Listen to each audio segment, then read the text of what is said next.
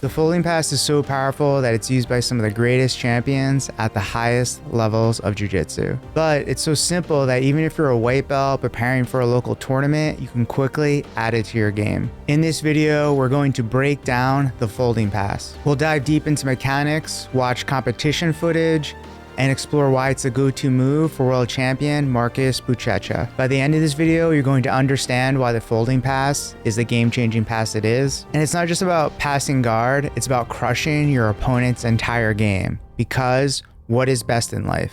To crush your enemies, see them driven before you, and to hear the lamentation of their women. That is good. And if you don't already know me, my name's Sean. I'm a BJJ black belt and a founder of the BJJ education app, Jiu-Jitsu, which if you wanted to check out, I put a link in the description with some free instructional content. Also, it's important I should mention all the instructional clips in this video are from Marcus Johnson. He's a JT Torress black belt and the general manager at Essential Jiu-Jitsu. He's an excellent instructor and coach and has used the folding pass in black belt level competition. So it's called the folding pass because what you're doing is you're pinning or folding your opponent's legs together towards one side. Sometimes it's also called the smash pass, but personally, I like the name folding pass because it's like you're turning your opponent's guard into delicate folded origami. And this is exactly what we're talking about here, how their knees are folded or pinned together. And then you would take things a step further by putting your body weight on top, making it really difficult for them to recover. Now, the goal of the folding pass is to effectively fold his legs together and staple them down. When his legs are sealed in this manner, it's very hard for him to capture anything between his knees and his legs and play the guard. So we're defining the folding pass as a technique which folds my partner's legs together and seals this space shut, making it very hard for him to play the guard. There's not much that my partner can do in order to attack me back. He can only try to fend off the attacks and be stuck in a defensive posture, giving an easier trajectory to the eventual guard pass. And when they're fighting from this position with their knees pointed one way, their upper body is usually trying to face you because they don't want to risk exposing their back. But what this does is ends up twisting their spine, putting them in a really weak and compromised position. By the way, most of the clips we're going to be showing in this video are with the gi on, but honestly, one of the great things about the folding pass is that it works just as well in no gi.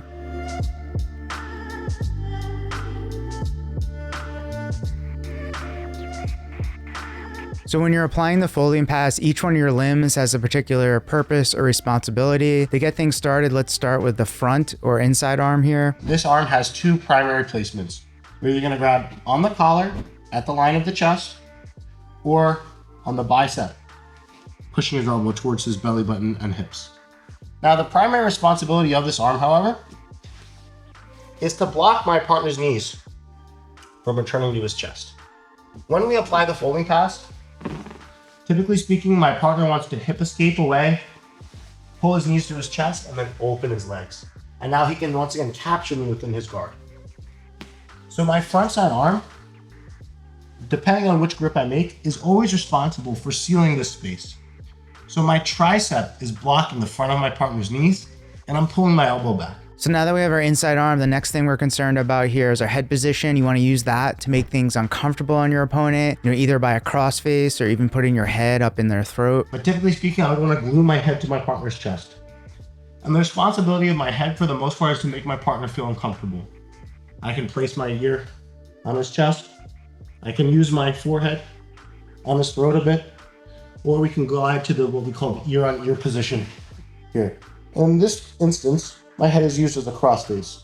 If my partner tries to move, it's very uncomfortable due to my head position. Now that we covered the inside position, let's move on to the backside position and this arm here. The backside arm is responsible for blocking the hip escape. Like we talked about, my partner's gonna try to recover guard by hip escaping, pulling his knees to his chest, and opening his knees apart. So my backside arm is responsible for blocking the hip escape. Now, when we block the hip escape, we're looking to make a grip on the back, whether it be on the fabric of the gi, on the belt, or on the pants. And anytime we apply this, we're clamping our elbow by retracting our scapula and engaging our lat. So with your opponent trapped in this uncomfortable position, it leaves all sorts of opportunities to advance your position and pass the guard. So one of the most common things to look for from the folding pass position is to look to pass to the backside here, the opposite way their knees are facing. There's a lot of ways to set this up. One of the most common ways to do this is using your legs to staple their legs to the ground so they're trapped, and you can circle back around. I curl my left heel to my butt, staple. Knee comes up, places in the hole. I take my left knee, place it close to his lower back as I relieve the staple. Now as he tries to turn into me, I'm tight, and I can switch to side control. The next option is climbing directly to mount. What you basically are trying to do here is replace this elbow if you get the inside space with your knee, and then it's just a matter of advancing your next knee forward and then you're in the mount position. This can open up a lot too if they're really extending their legs here, making it difficult for you to do the last one, hooking on your legs. And then once you climb to mount, if it's like IBJJF, you get 7 points. So this makes it a really good option. So a really nice tool we can use is putting our head on their throat and opening their bicep. So as opposed to clamping my elbow in front of their legs, now I'm pushing his bicep open. We're gonna take our inside leg or our front side leg and look to go in front of his knees and clamp in. And once I mark this space next to his hip with my knee, all I need to do is take a step to the mount. As my partner tries to hip escape now, I can settle into the mount. So another option is to attack the back. You can set this up deliberately, but sometimes what happens, you go for that pass to the outside, and then they're able to build up the turtle and they choose to expose their back rather than being passed. This happens often in something like ADCC where there's no advantages and turtling is usually a good option. And we have Buchecha here on top, who's renowned for his folding pass. We're gonna watch here as he sets up the folding pass off of this butterfly guard, and his opponent, exposes his back rather than accepting the pass. So the way Buchecha is able to set this up here, his opponent has a stiff arm here, blocking that space, but he's going to take that hand outside. I want you to watch as he gets wrist control right there. So now that he controls that wrist and you have this knee pointed to one side, he's going to jump in for that body lock, get that head position right here, get inside right away. So now right here, once we're in this position, the only thing that allows his opponent to turtle is that he has that stiff arm and he's able to get an inside frame here to clear the head. So if we watch a little bit further, he gets the arm inside. So as he goes to pass, he gets his hand here and he's able to use that as a frame to build up to his elbow, and then turtle right there. We're going to break down some more competition footage and talk about other strengths of this guard passing system. But first, I want to go through an entire entry sequence so we can talk about some of the key details to setting up this guard pass. There are many different setups to the folding pass, but I think a common passing strategy many of you already use in your own games is looking for the headquarters position. So we're going to start from there. The headquarters position is great because it slows your opponent down and it negates their guard. But in my opinion, the folding pass position takes things to a whole new level because you're not just negating their guard, you're completely dominating it. So anytime you can find this position, not only are you in a strong passing position, but you have little to worry about as far as offense from their guard. Now that we've got him here in the headquarters position, you've got to know when to hold him and know when to fold him.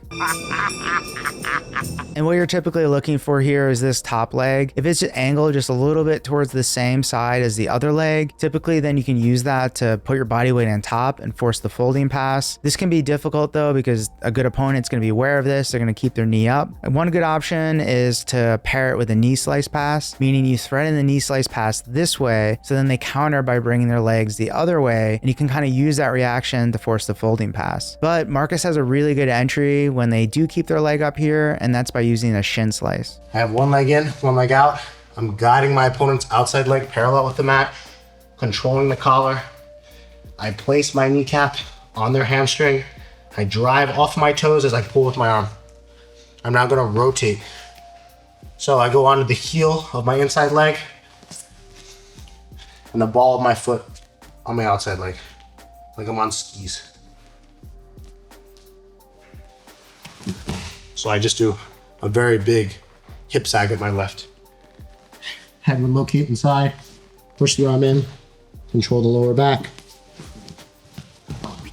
By the way, if you're enjoying this video, please subscribe because we have many more like it planned for the future. Of course, that was just one entry, but I think one of the great strengths of the folding pass is that there's entries from seemingly any position. To prove my point, here's a brief supercut of a bunch of different entries.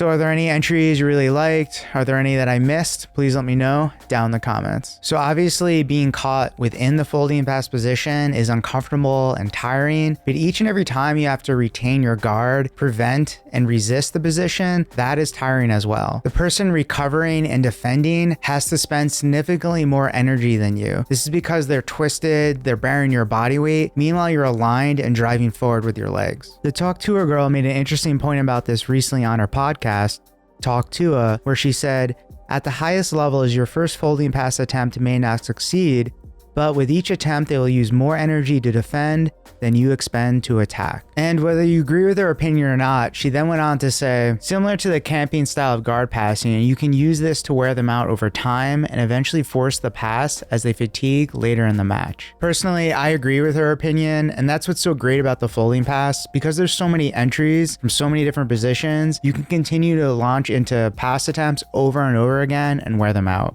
Enough talk. And Buchecha here on top in the blue, what he'll often do is that when they go to escape, they go to retain and bring their knees back up. He'll then threaten the folding pass on the other side. So you can use their energy against them and continually force the folding pass from side to side. So you see here, he's forcing the folding pass and then he's bringing the knees across, threatening it on the other side. Gets the knees pinned, he's going across, but then now watch as he goes back to the original side here. Pins the knees together, comes underneath.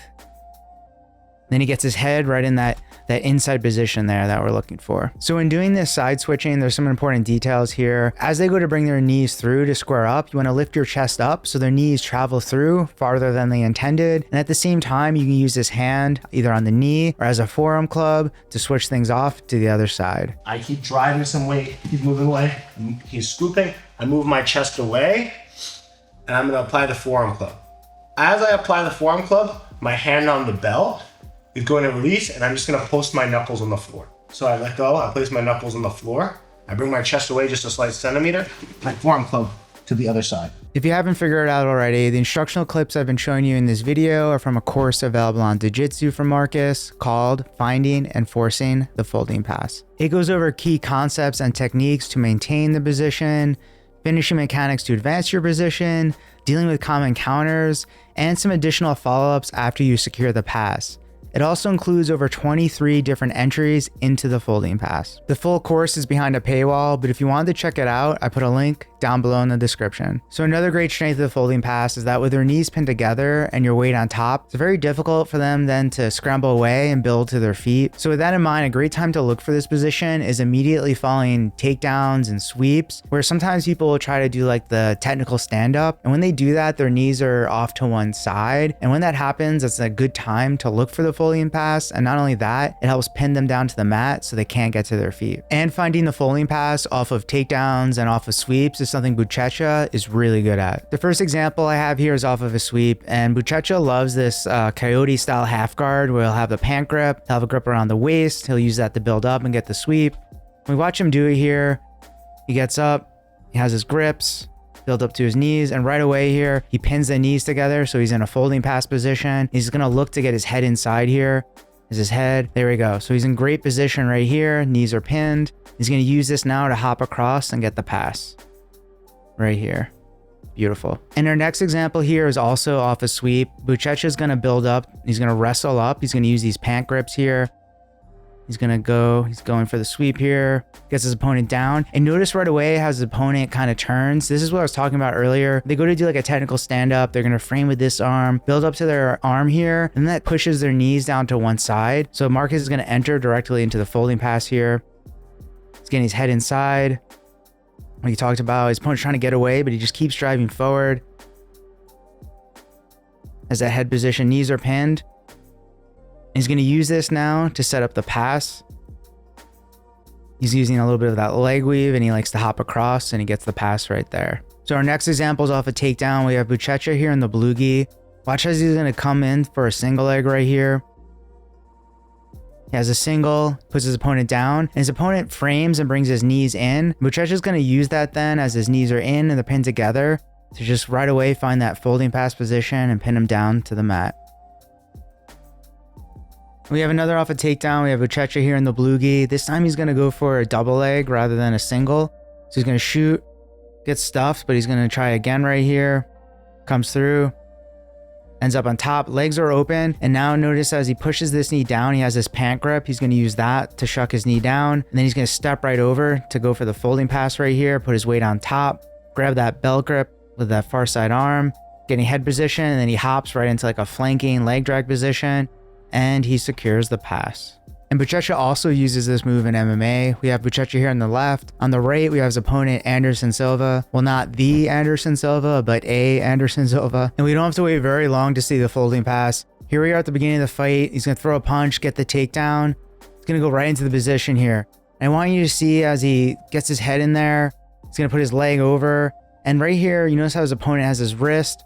Well, Buchecha's going to get his arm free. He's going to land some strikes right here. And notice as that hand came up now, he can get his knee inside right here. He can get that knee to hip position, which is the ideal position from the folding pass to then look to climb up to the mount position. And later in the round, after maintaining dominant position throughout, Buchecha is able to get a north-south choke for the submission finish. So we covered a lot in this video, but I just want to recommend some steps for you to add folding pass into your own game if you don't use it already. I would suggest looking at certain passes that you already do and techniques you do from the top position and see how they connect to the folding pass. For example, if you're anything like me, you like forcing half guard and passing that way. Well, there's different entries you can do when you're trying to force half guard. The folding pass might become available to you. And not only that, when you try to force half guard, you run into the same problems over and over again. I think a typical one for half guard passers that have to deal with is that annoying ass knee shield. Well, the knee shield, there's different types. There's high knee shields, there's low knee shields, and so on, both of which have options to enter into the folding pass available to them. And you can also look at things from another angle. So you're looking for those entries, then you also have to spend some time in the position. So another way to kind of shortcut things is you start with your training partner in the folding pass position, that you review those details of what to do with your different limbs, you're in the proper position, and then just roll from there. Just roll for a minute or two, spend time in the position and work on those different passing options like the back take, the mount, and just the conventional pass. Anyway, I hope you enjoyed this video. Thank you for watching.